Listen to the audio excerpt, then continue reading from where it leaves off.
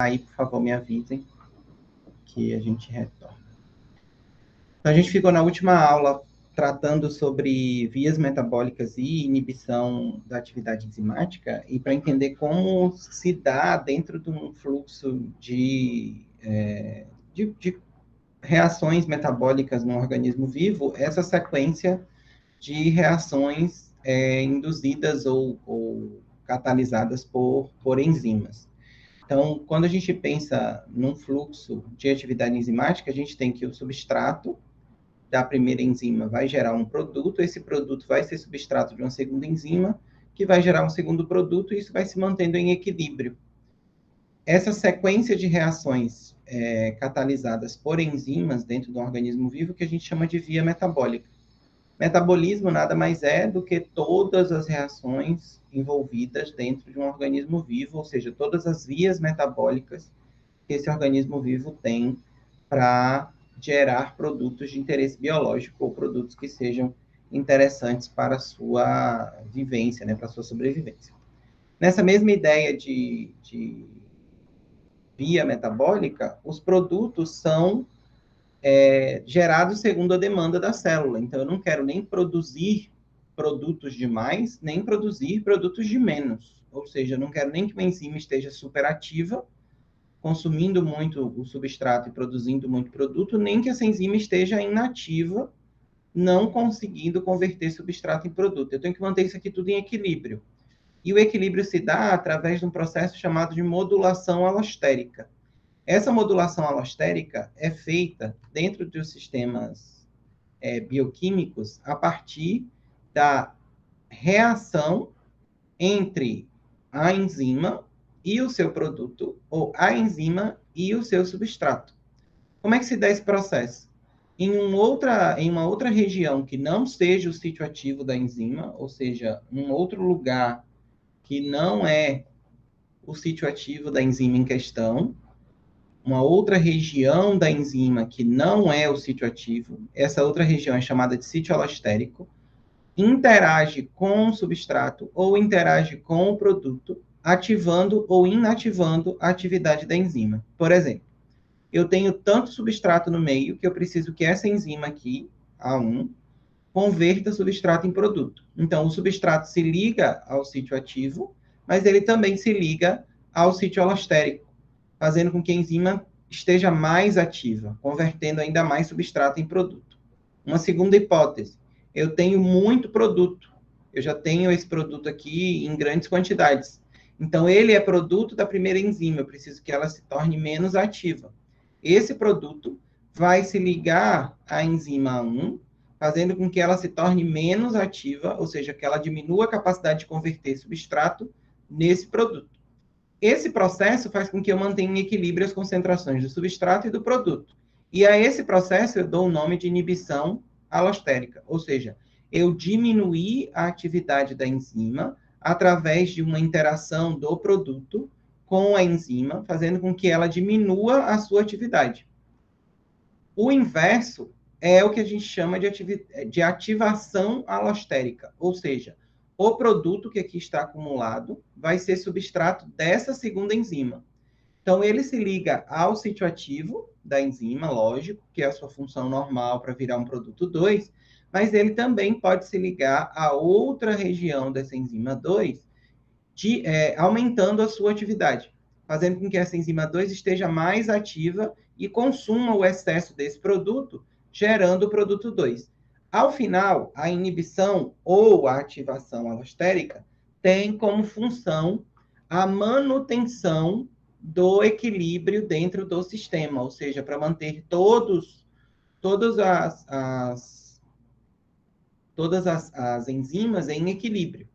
Essa foi a aula que eu dei no concurso aqui da UEAP, esse trecho, né, de enzimas alostéricas e modulação alostérica. E essa aula ainda está aqui de lembrança, é a aula que eu ministrei na época do concurso. Além da ativação e da inibição alostérica, a gente tem outros tipos de modulação. Esses outros tipos de modulação podem se dar através de alterações nas enzimas sinalizadas por outras moléculas. Essas outras moléculas que não participam da via metabólica, ou seja, são via metabólica, são moléculas de sinalização, a gente normalmente chama de hormônios. O que é que os hormônios fazem dentro de um sistema biológico? Os hormônios sensibilizam as células para que vias metabólicas sejam ativadas ou inativadas de acordo com a necessidade da célula. E essas outras modulações são através de alterações na estrutura da enzima, através de fosforilação, através de adenilação, através de uridinilação, que são as ligações de nucleotídeos isolados dentro de estruturas enzimáticas, através da ADP-riponilação, que é uma ligação de uma molécula de ADP em enzimas envolvidas na rota metabólica de produção de energia, ou através da metilação, como no caso das enzimas de detoxificação celular, ou as enzimas que eliminam compostos tóxicos do meio intracelular. Então, essas outras modulações aqui são modulações sinalizadas por hormônio, diferente da modulação alostérica, que é intracelular e dentro da mesma via metabólica. Quando eu penso em modulação alostérica, eu estou falando que os substratos e os produtos de uma mesma via conseguem ativar, ou seja, aumentar a atividade das enzimas, ou inibir, diminuindo a atividade das enzimas para que essa via tenha uma produção maior de produtos ou menor a decorrer da necessidade da célula, a decorrer das condições aí que sejam necessárias nesse processo metabólico. Já quando eu falo dessas outras modulações enzimáticas que aqui estão, essas outras modulações são geradas através dos processos de sinalização celular. E essa sinalização celular se dá principalmente através de hormônios. Já são respostas a longo prazo, são respostas que não são respostas imediatas. Não se muda a atividade de uma rota metabólica por fosforilação através de uma resposta imediata. Eu preciso de uma molécula sinal que vai chegar às células e vai dizer às células que ela precisa ativar ou inibir uma rota. Por exemplo, rotas de crescimento. Por que a gente só cresce até certo tempo? Por que o nosso organismo não continua crescendo o tempo inteiro?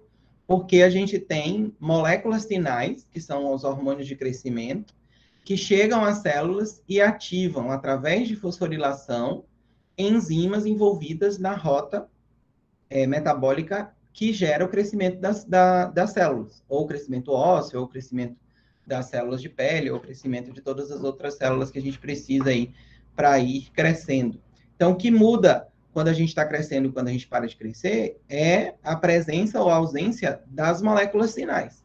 As vias metabólicas continuam lá dentro da célula, só que na sua forma modulada, na sua forma inativa, e faz com que cresçam alguns tipos de célula, por exemplo, nossas células de pele nunca param de crescer, né? Nunca param de se reproduzir, as nossas células de fígado nunca param de se reproduzir, as nossas células de epitélio em geral nunca param a reprodução, porém, outras células são inativadas nesse quesito de reprodução, como são as células de neurônio.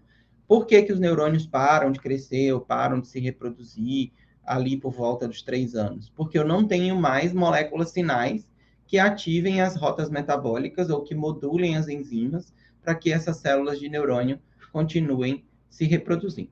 Beleza? E essas modulações... Pode falar. Então, quer dizer que após os 3 anos, como o senhor falou, as células de neurônios, elas não... Como é? Não se reproduzem mais. Isso. Só morrem. Certo. Caminho sem volta. Cada dia, um neurônio a mais se joga do precipício. Até o final da nossa vida. A gente não tem multiplicação dos neurônios motores, sim, até uma certa idade, até 8, 9 anos de idade, mas dos neurônios paramotores ou dos neurônios parasimpáticos, de 3 a 6 anos eles já param de se multiplicar. E aí eles só vão se alongando de acordo com o crescimento da pessoa, mas a gente não tem multiplicação de neurônios. Professor, Diga. a bebida, o álcool, destrói os neurônios? Sim, porque ativa os canais de cloro. E não só a bebida, né? Vários outros xenobióticos levam à morte de neurônios. Mas é algo que não se percebe clinicamente, né? Você pode beber moderadamente, que você tem benefícios envolvidos no consumo moderado de etanol. Moderado. Uma taça de vinho por dia. Uma taça Tomar de uma hoje, então, uma cerveja depois da aula. uma taça de vinho, uma dose de álcool por dia é moderadamente aceitável e benéfico à saúde. Moderado. Não dá para acabar com a caixinha de cerveja todo dia, que aí o buraco é certo. Mas uma taça de Podiam estar vinho, podre, então, professor, já. uma taça de vinho, uma dose de cerveja e outras bebidas alcoólicas de baixo teor alcoólico são benéficas à saúde, principalmente à saúde, benéficos à saúde mental, benéficos à saúde do metabolismo de colesterol e outros metabolismos hepáticos que são influenciados também. Tem vários estudos que indicam para esse efeito benéfico moderadamente, ou seja, uma taça de vinho por dia. Não Obrigado, professor. vai tomar Obrigado. uma caixinha de cerveja e uma garrafa de vinho por dia que o trem desanda. Não. Falando nisso, a gente tem as modulações que são modulações genéticas, que aí já são as modulações que levam a uma alteração a longo prazo. Aqui eu coloquei a imagem do vegetariano e do carnívoro, né? Do onívoro, que come de tudo. Mas dá para aplicar também a ideia do consumo de álcool. Por que que com o consumo de álcool regular você se torna mais resistente ao álcool, ou seja, embebeda com maior dificuldade? Porque o seu fígado vai aumentar a quantidade de enzimas, ou seja, vai modular a expressão genética das enzimas, ou, em outras palavras, vai dizer às suas células que, como você se expõe demais a esse xenobiótico, você precisa de mais enzimas para metabolizar esse xenobiótico. E aí a gente tem a modulação da expressão genética através da necessidade, ou seja, através da exposição, e aí leva a esse aumento do teores de enzimas. Não confundam modulação da expressão genética com variação genética. Um exemplo também, usando a bebida aí, que foi puxada. Indígenas brasileiros têm, e os orientais, né, e os asiáticos, têm uma genética que particularmente produz menor quantidade de enzimas que metabolizam álcool, menor quantidade de álcool desidrogenase. Logo, os efeitos do álcool nessas populações, por questões genéticas, tendem a ser mais expressivos, ou seja, as pessoas apresentam maior embriaguez com menor dose de álcool. Mas isso é variabilidade genética. O que eu estou discutindo aqui é a modulação da expressão genética. Bora deixar bem claro a diferença. A variabilidade genética é algo intrínseco ao DNA da pessoa. Tem gente que vai produzir mais enzimas porque a sua genética predispõe a maior produção de enzimas, e tem gente que vai produzir menos porque a sua genética predispõe a uma menor produção de enzimas. Isso é variação genética. Modulação da expressão genética é ao contrário. Sou eu com uma genética que produziria pouca enzima, ou um indígena brasileiro, ou um asiático que produziria pouca enzima, se expôs ao álcool de forma regular durante vários e vários anos, e isso fez com que ele produzisse mais enzima, porque modulou a expressão dessas enzimas, ou seja, modulou de forma genética, com exposição, a maior quantidade de enzimas nesse processo. Pode falar, Guilherme. Só queria contribuir que eu já tinha visto isso, eu não lembro exatamente aonde, que os asiáticos eles têm uma tendência a ficar, entre aspas, mais bêbados, mais rápidos que a gente, e as feições deles são mais características, tanto que quando você vê um asiático bêbado, geralmente ele está com as bochechas bem vermelhas, né? E com o olho também característico. E isso é transpassado para os animes também. Se você assistiu anime, se tem alguma cena que tem algum personagem bebendo, geralmente ele fica ou bêbado muito rápido e a feição dele muda muito rápido. Ele fica muito mais alegre e com uma tonalidade de vermelho muito acentuada no rosto, né? Por conta disso aí que o senhor tinha falado, tá? Mas era só isso mesmo. Essa hiperemia é um dos efeitos da abertura dos canais de cloro, né, causadas pelo etanol, que é a hiperemia na região das bochechas. A gente tem melanina, né, tem um teor de melanina maior na nossa população, então não fica tão evidente. Eles, como têm pouca ou nenhuma melanina nas populações asiáticas, aí fica mais evidente esse rubor na pele. Aqui o exemplo da aula que eu tinha colocado é uma fotinha de um artigo da Nature, e esse artigo traz umas discussões sobre a dieta onívora ou majoritariamente carnista, como eles chamam nesse artigo, que é a dieta que consome carne de forma regular e em todas as refeições, com uma dieta que é uma dieta vegetariana ou uma dieta que não consome carne com tanta frequência. Então, o que a gente consegue observar entre os dois aqui na chargezinha, né, é que o que come carne acaba engordando, o que não come carne emagrece, mas esse estudo meio que desconstrói essa ideia. Mas para a aula, dá para a gente observar aqui um fenômeno de que as enzimas serão moduladas de acordo com a exposição. Então, se eu não me exponho à carne, eu não me exponho a grandes quantidades de proteína. Logo, o meu organismo não digere grandes quantidades de proteína e não produz enzimas para essa digestão. Então, nesses indivíduos que não comem carne de forma frequente ou que reduzem a quantidade de carne, eles vão produzir menos pepsinogênio, que foi aquela enzima que a gente viu lá no começo da nossa aula sobre enzimas. Então, eles têm menos enzimas para metabolizar proteína, tem menos pepsinogênio, e se ele se expor a uma carga de proteína muito grande, ele vai levar a alterações estomacais mesmo, né? Vai se incomodar e por aí vai. Não há relação do consumo de carne e o peso. Isso aí é uma lenda que se repete aqui na charge, mas não há relação científica entre o consumo de carne e o peso. A gente encontra populações no sul da Índia.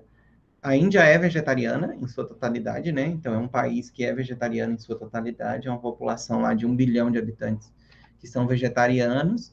E os indianos são obesos. Os indianos do sul da Índia são todos obesos. Os indianos da região de Nova Delhi também são bem obesos. Não é porque você come vegetariano, não é porque você tem uma dieta vegetariana que você tem uma dieta saudável, tá bom? A maioria das dietas vegetarianas são mais saudáveis do que as dietas que consomem carne, que não consome a gordura junto. O problema não é a carne, o problema é a camada de gordura que vai no pacote. Somos o que comemos, Fabrícia. Estava lendo aqui agora. Somos o que comemos. Isso é verdade.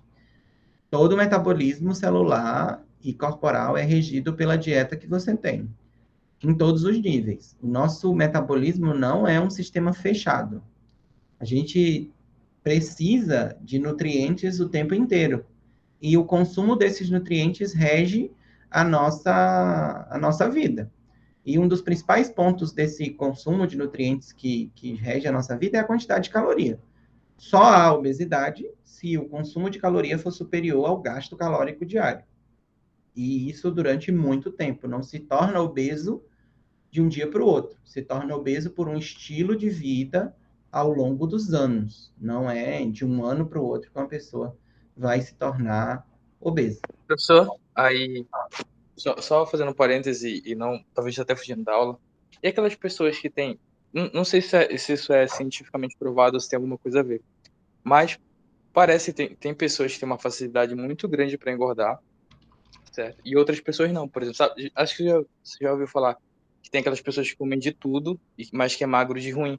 E tem aquelas pessoas que comem pouco, que faz uma dieta bem rígida, mas mesmo assim acabam engordando substancialmente. Tem alguma relação com isso?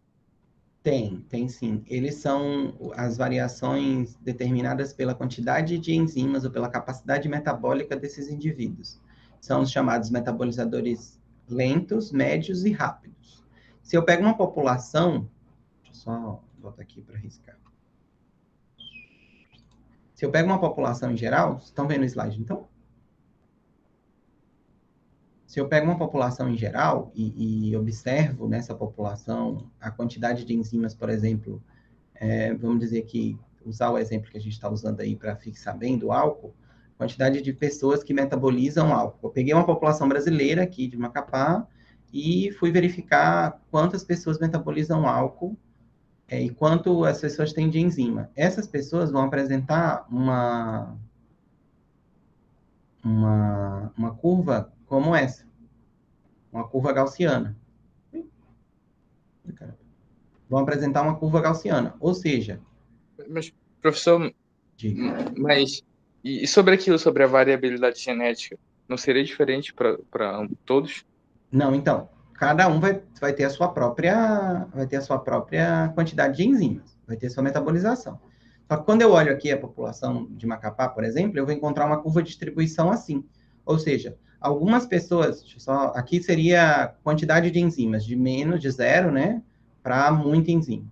Então, quando eu observo esse gráfico, o que eu encontro numa população é que eu tenho pessoas que metabolizam muito pouco, porque tem uma quantidade de enzimas menor, e pessoas que metabolizam muito rápido, porque tem uma quantidade de enzimas maior. Isso vale para todo o metabolismo celular, não só para o metabolismo de álcool, isso vale para o metabolismo de remédios, vale para o metabolismo da comida, vale para tudo. Então, eu tenho aqui 3 classes de pessoas. As pessoas que são pouco metabolizadoras, ou low metabolizer, como é o termo mais usado nos livros, nos artigos e tudo mais. Os metabolizadores normais... Ai, deixa eu copiar esse N aqui, que meu teclado está dando tilt no N. Que seriam os normal metabolizers, ou os metabolizadores normais, e eu tenho os que metabolizam muito rápido, que são os high metabolizers. Eu tenho variação dentro desse quadro aqui, que levam a pessoa a ser baixa metabolizadora por questões genéticas, por questões de idade. Quanto mais velho, menos enzimas a gente vai produzir, por questões fisiopatológicas ou fisiológicas, como é o caso da gravidez. Quando a mulher está em estado de gravidez ou em gestação, ela tende a produzir mais enzimas. Então, ela pode caminhar de uma metabolizadora normal para uma metabolizadora alta, ou o contrário. O mais comum quando a gente observa a gravidez é que as mulheres chegam a ser metabolizadoras lentas. Então, a mesma dieta que ela fazia antes da gravidez, ela continua fazendo, só que o ganho calórico, o ganho de massa gorda acaba aumentando, porque as enzimas não estão sendo produzidas na mesma quantidade que eram produzidas antes, certo? Então, quem é magro de ruim, como a gente acaba falando, na verdade são normalmente os high metabolizers. São os metabolizadores altos que metabolizam amplamente quase todas as moléculas, inclusive as moléculas da dieta, não gerando acúmulo, não gerando depósitos de gordura. Deu para entender direitinho? Sim. E, professor, em relação aos medicamentos anti-histamínicos, é real a situação de que eles provocam, tipo, um inchaço na pessoa, sei lá, como é que fala? Os histamínicos que você fala qual? Simvastatina? Atorvastatina? Os antialérgicos. Ah, os antihistamínicos, perdão. Isso. Entendi, estatinas. Perdão. Os antihistamínicos, eles têm um efeito adverso nas respostas de circulação secundária, que leva a acúmulo de líquidos nas regiões periféricas. Mas eles não levam ao famoso inchaço. Os que levam ao famoso inchaço, associado a tratamentos antialérgicos, são os corticosteroides, ou corticoides. Eles têm um efeito sobre o metabolismo de gordura que leva a acúmulos de gordura em regiões não comuns, como a famosa síndrome de Cushing, que é um depósito de gordura aqui nessa região das costas, né, da nuca, um pouco abaixo da nuca, e um depósito de gordura acentuado na região do abdômen. Então, os corticosteroides, os corticoides, sim, levam a esse inchaço que as pessoas relatam, né? Que a pessoa acaba ficando com o corpo deformado por conta do medicamento. Aí são os corticoides que normalmente são associados aos antihistamínicos. O que os antihistamínicos causam de inchaço, mas eu acho que não é isso que você está me perguntando, é um inchaço nas regiões periféricas. Você encontra os dedos um pouco inchados, o pé um pouco inchado, mas é algo transitório. essa gordura depositada é por conta dos corticosteroides, que alteram as enzimas envolvidas no metabolismo de lipídios. Beleza? Beleza, entendi. Deu para entender? Pronto. Aí são modulações que são modulações induzidas por xenobiótico, né? São modulações induzidas de expressão genética por conta do uso do medicamento a longo prazo, né? Você usou corticoide uma vez, que você vai ter síndrome de Cushing. Você tem que usar corticoide por um longo tempo, para aí sim observar essas alterações. E essas alterações são alterações induzidas por modulação da expressão genética. O medicamento altera altera essa ideia, né? Altera essa composição, essa distribuição dos lipídios no organismo. Xenomorfo do alien, não lembro. Xenobiótico é qualquer molécula estranha a um organismo vivo, de qualquer classe, tanto molécula quanto átomo, né? Quanto estrutura atômica. Então, qualquer coisa que não seja natural de um organismo vivo é chamada de xenobiótico. Oh, desgrameira. Errei o slide. O slide atual. Pronto. Então, deu para entender que eu tenho variações genéticas numa mesma população, ou seja, eu vou ter os low metabolizers, eu vou ter os metabolizadores normais e eu vou ter os metabolizadores rápidos. Isso aqui eu peguei a população aqui de Macapá, para metabolismo de álcool. Se eu pego uma população lá da Ásia, eu vou encontrar uma curva nesse outro formato aqui, ó. A mesma ideia do formato, só que com mais gente dentro dos low metabolizers. Entendeu? Conseguiu ler direitinho essa... Ai, cadê a... Ó, aqui no vermelho eu tenho a população asiática, ou seja, eu vou ter muito baixos metabolizadores normais para a ideia asiática, né? E muito altos metabolizadores lá na população asiática. Só que se eu comparo as duas populações, a curva asiática teria que ficar aqui, um pouco mais deslocada para os low metabolizadores. E se eu pego populações que tenham alto metabolismo de álcool, como os escandinavos, como os vikings, né? Os herdeiros genéticos dos vikings, eles têm uma característica de estarem aqui nos autometabolizadores. Quando a gente pensa em álcool, isso aí vale para outras coisas também, mas é só para a gente usar como exemplo, certo? As distribuições populacionais todas serão nessa curva gaussiana. Todas serão nesse formato. Nunca serão todos iguais. Mas, quando eu estudo uma população em comparação à outra, esse azul seria uma população ocidental, esse vermelho seria uma população asiática e o verde seria uma população de origem genética herdeira dos vikings aí, de acordo com o metabolismo de álcool, beleza? Isso aí vale para as outras coisas também. Isso aqui é variação genética. Isso aqui não é expressão genética.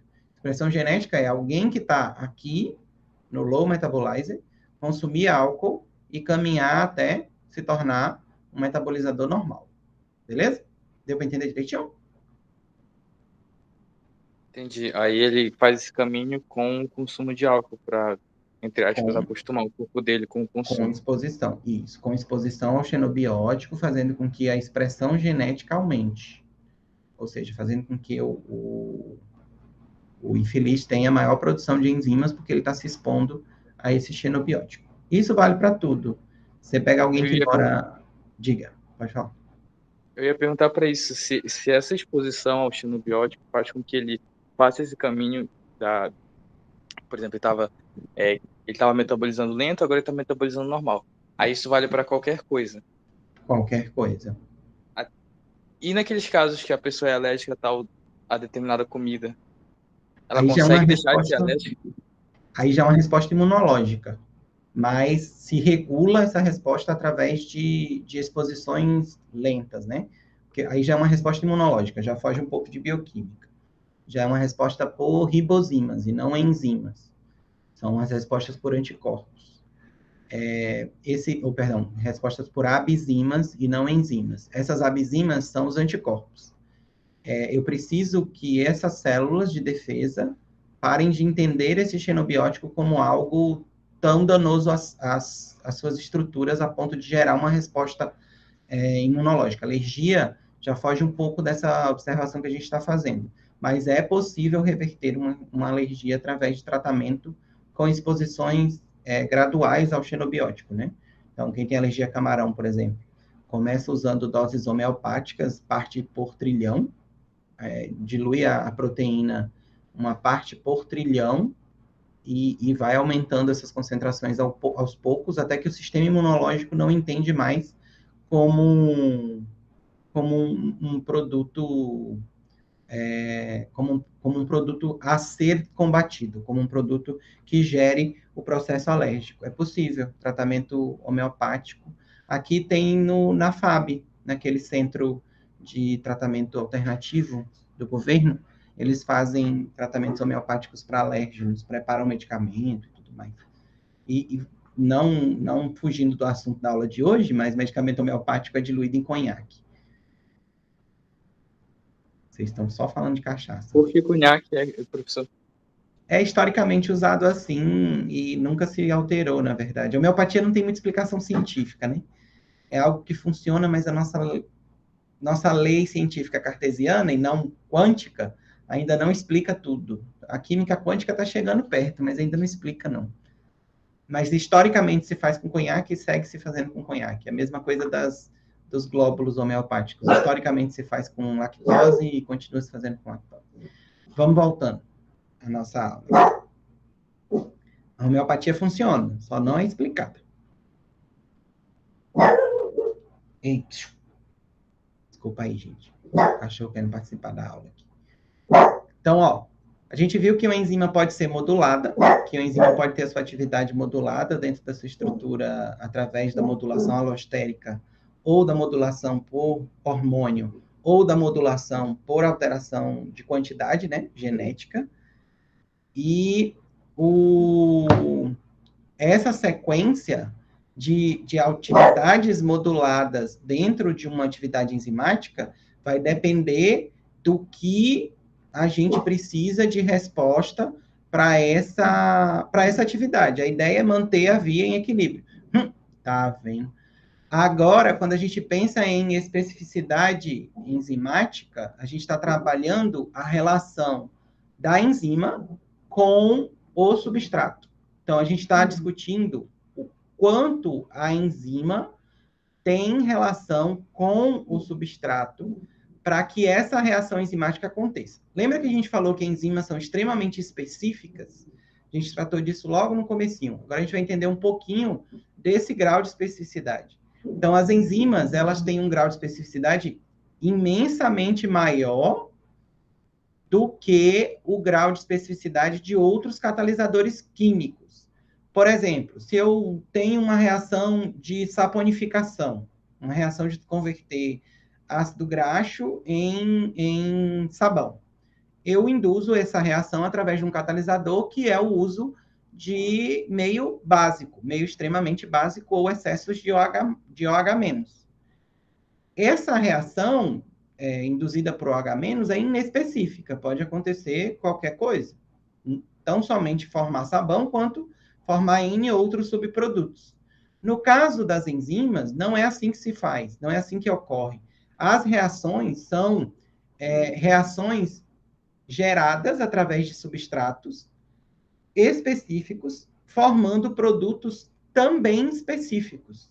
Então, a atividade enzimática não gera subprodutos indesejáveis, ou seja, eu não tenho a formação, quando eu uso enzima como catalisador, a formação de subprodutos. Vocês lembram lá da orgânica, quando vocês vão falar das reações orgânicas, e sempre tem aquelas porcentagens e 2 ou 3 possibilidades de vias diferentes.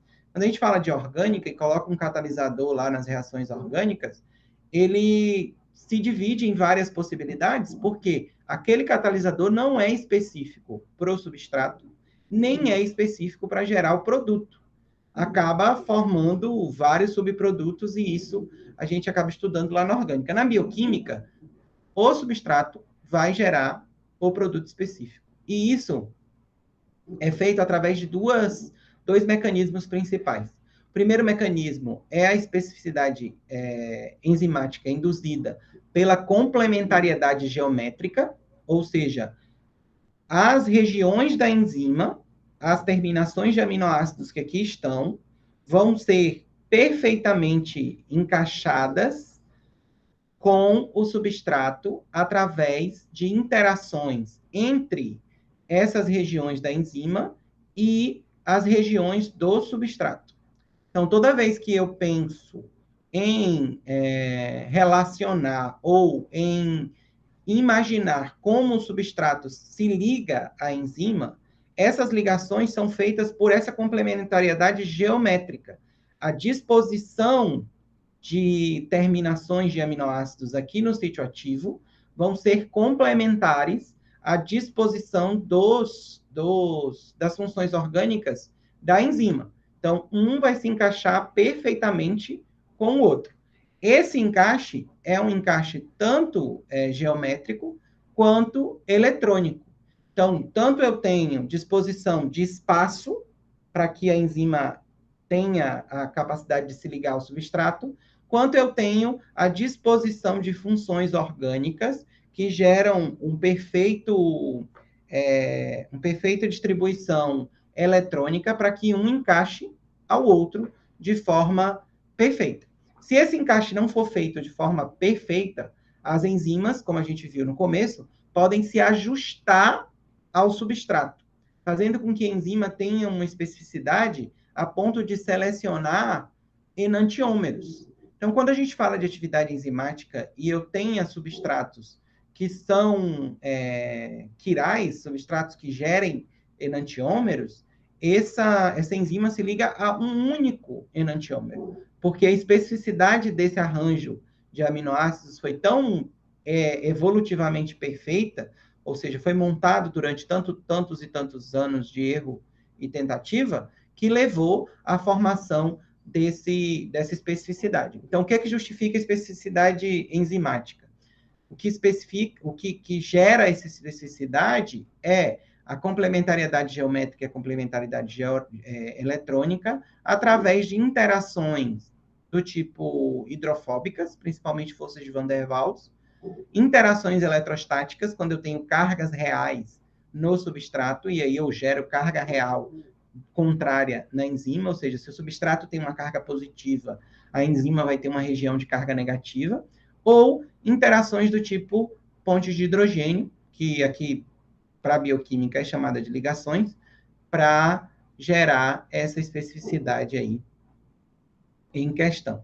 Um exemplo é a especificidade que leva à produção de enzimas, de proteínas, porque as proteínas são todas geradas por L-aminoácidos. Eu não tenho proteínas de meio biológico formadas por D-aminoácidos.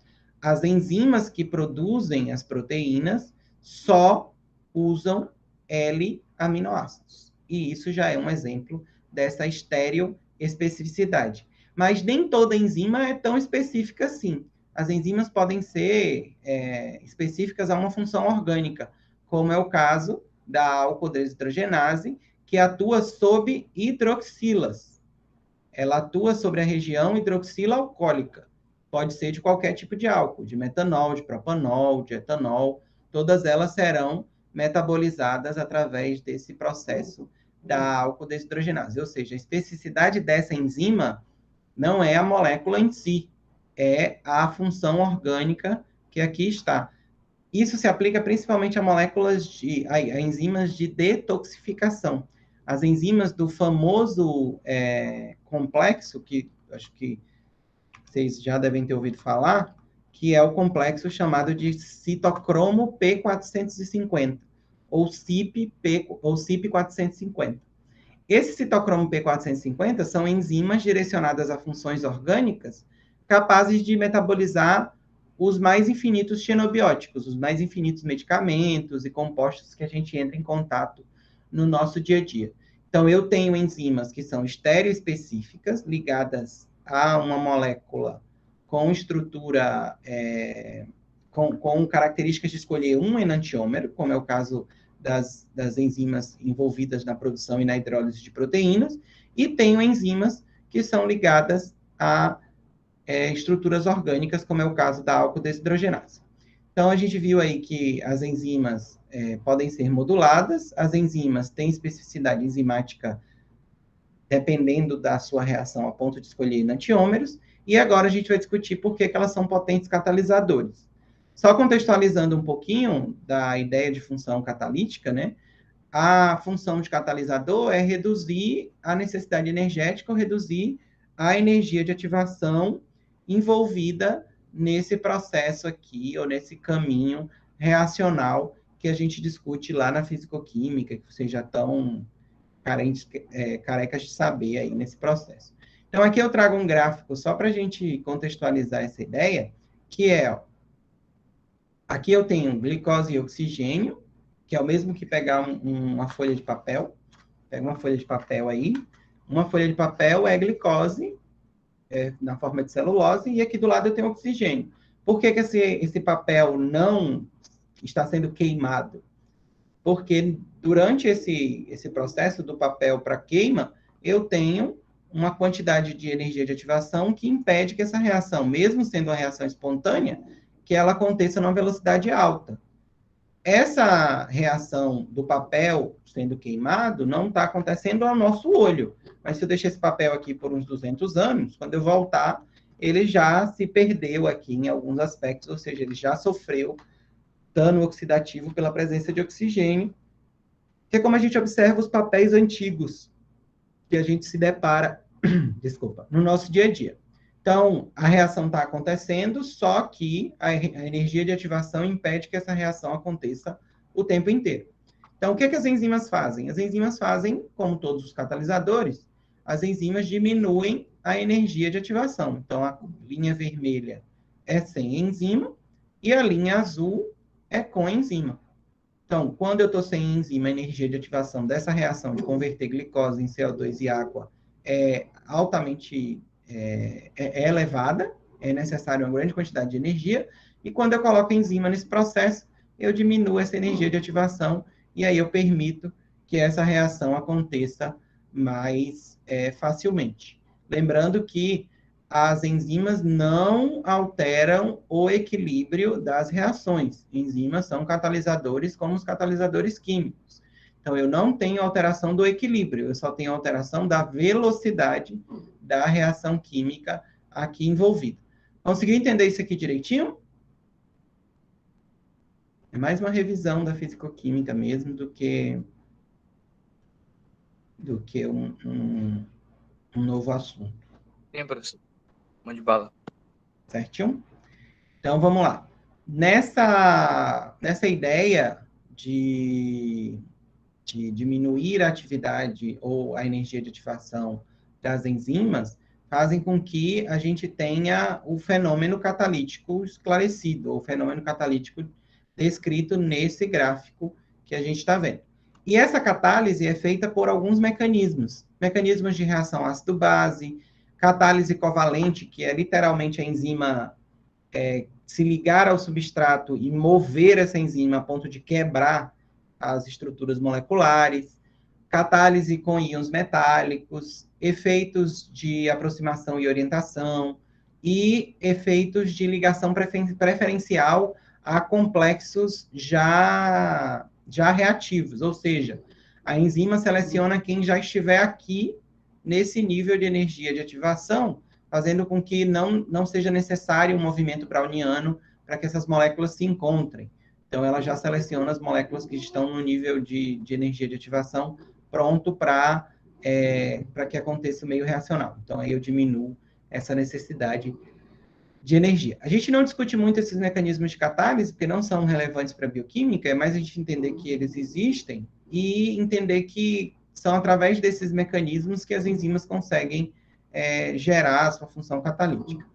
E agora, a gente vai falar um pouquinho sobre a capacidade de renovação, ou turnover, que é o nosso último tópico da aula de bioquímica, para entender como essas enzimas funcionam na prática. Então, toda vez que eu penso em uma atividade enzimática, eu tenho o modelo de Michaelis e Menten como o modelo clássico para explicar a atividade das enzimas. Esse modelo justifica que o processo de atividade enzimática se dá em duas etapas. Uma etapa em equilíbrio, que é a etapa da enzima se ligar ao substrato e formar o complexo enzima-substrato. Então, aqui eu tenho uma constante direcionada à formação do complexo e uma outra constante direcionada à dissociação do complexo. Então, essas constantes determinam essa primeira etapa, que é uma etapa em equilíbrio entre os dois processos, e a segunda fase, ou a segunda etapa da atividade enzimática, é a reação propriamente dita, que é determinada por uma constante 2, que não é em equilíbrio. É uma constante 2, que eu não tenho reversão. Se eu quiser reverter essa reação, ou seja, transformar produto em substrato novamente, eu preciso ocupar outra enzima. Não será a mesma enzima. E a enzima, por ser um catalisador, entra e sai desse processo de atividade enzimática íntegra. Ela não é consumida durante o processo, ou seja, a enzima se regenera no processo da atividade enzimática. Logo, o modelo matemático que explica essa atividade enzimática é esse modelo que a gente está observando aqui embaixo. Vamos entender um pouquinho melhor dele, para não se assustem. O modelo enzimático que está aqui embaixo é um modelo que se aplica a esse modelo de Michaelis e Menten.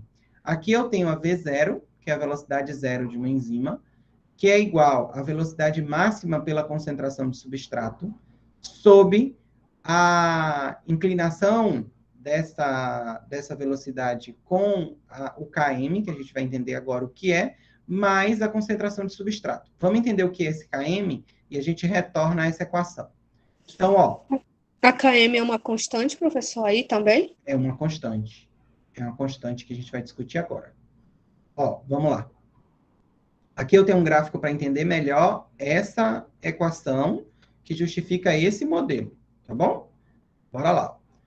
Velocidade máxima. Toda enzima tem uma velocidade máxima para que a sua atividade ocorra. Então, toda enzima vai se apresentar com uma velocidade máxima para essa atividade enzimática. Quando eu penso em velocidade de enzimas, ou em velocidade máxima de uma enzima, eu estou correlacionando a quantidade de enzima e a quantidade de substrato. Então, observe que se eu tiver maior quantidade de enzimas, maior vai ser a velocidade dessa enzima. Deixa eu só abrir a porta aqui, gente, que o meliante está aqui querendo sair. Vai embora. Pronto. Estava querendo entrar e agora está querendo sair. Mania de cachorro mesmo. Sabe onde fica. Então, ó, quanto maior a quantidade de enzima, maior a velocidade da reação. Tanto é que é linear. Aqui eu estou considerando que eu aumento a quantidade de enzima e aumento a velocidade da reação. Beleza? Quanto mais enzima, mais rápida a reação vai acontecer. Ponto. Essa ideia faz com que eu tenha um gráfico de correlação linear, que é esse gráfico aqui que eu estou passando a seta por cima. Certo? Já se eu mantenho a quantidade de enzimas fixa, se eu mantenho a quantidade de enzima fixa e aumento apenas a quantidade de substrato, eu observo um gráfico que tem uma resposta logarítmica em primeira ordem, até chegar em um nível onde eu vou chegar a um nível de ordem zero. Ou seja, a partir daqui, eu não altero mais a atividade das enzimas. Mesmo que eu aumente a quantidade de substrato, eu não altero mais a atividade da enzima. Bora entender o porquê que acontece esse fenômeno aqui? Vou botar aqui. Ligar lá no gráfico de novo. Ó, quando eu observo essa curva da atividade enzimática, eu tenho uma curva que é chamada de curva hiperbólica, que é esse fenômeno aqui de uma curva com essa curva ascendente. Então, essa curva hiperbólica, ela é característica da atividade enzimática. E por que eu tenho esse fenômeno? Por conta daquele modelo de atividade enzimática que a gente discute aqui, ó. Vou copiar isso aqui para lá, que a gente vai desenhando, fica mais fácil de entender. Ó, por conta desse modelo... Opa! Que acho?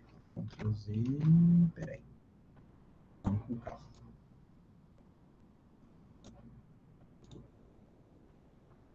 Por conta desse modelo que eu tenho aqui, é que a gente observa aquele fenômeno da curva hiperbólica. Vamos entender ele agora.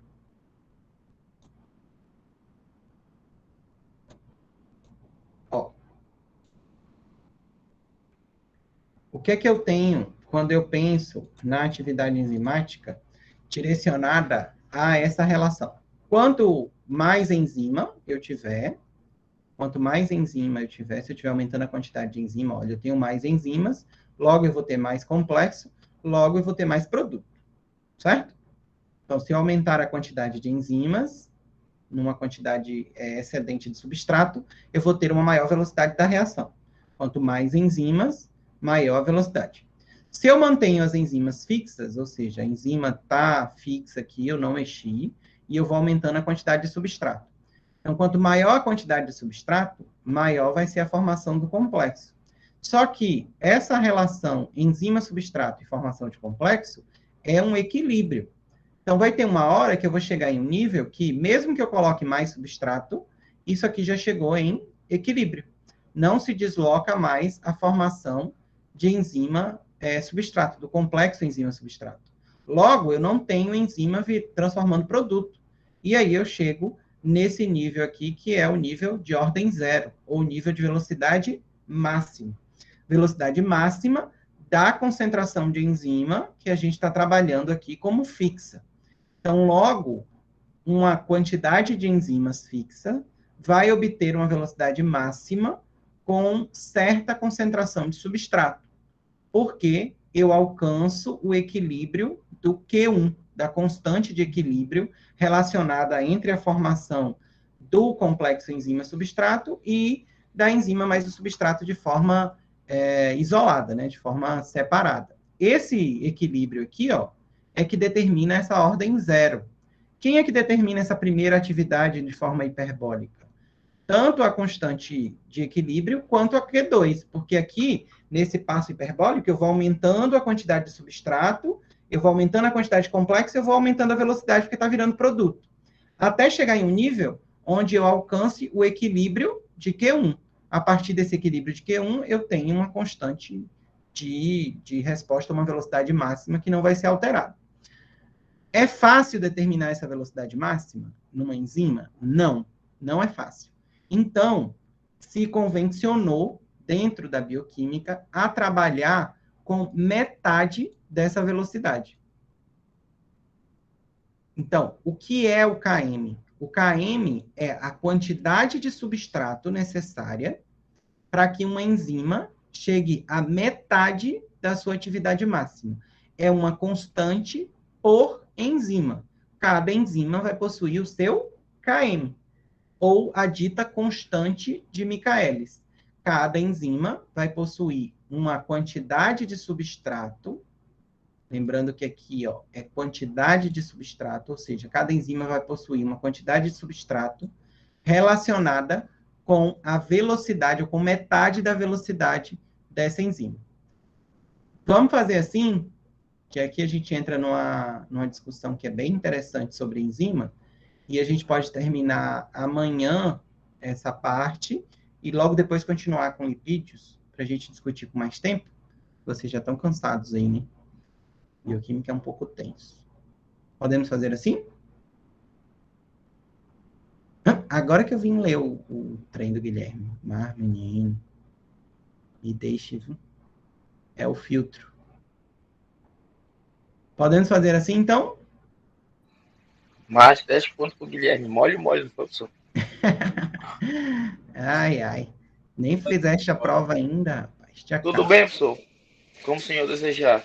Pronto, vamos fazer assim, porque agora a gente vai entrar em discussões desses gráficos e vocês precisam entender isso muito bem para a bioquímica e para as aplicações futuras. Então, esses 5 minutinhos que a gente ainda tem de aula hoje, a gente faz ele amanhã, depois eu edito e coloco junto com a aula de hoje nas nossas discussões, para entender bem essa parte de atividade, entender bem como se dá uma curva por inibição alostérica ou uma curva por inibição enzimática. Agora a gente vai entender uns gráficos aqui bacanas de bioquímica. Tá bom? Então ficamos assim. Amanhã a gente continua na aula de 2 horas, não é isso? Nossa aula de amanhã? Deixa eu encerrar aqui a gravação. Interromper a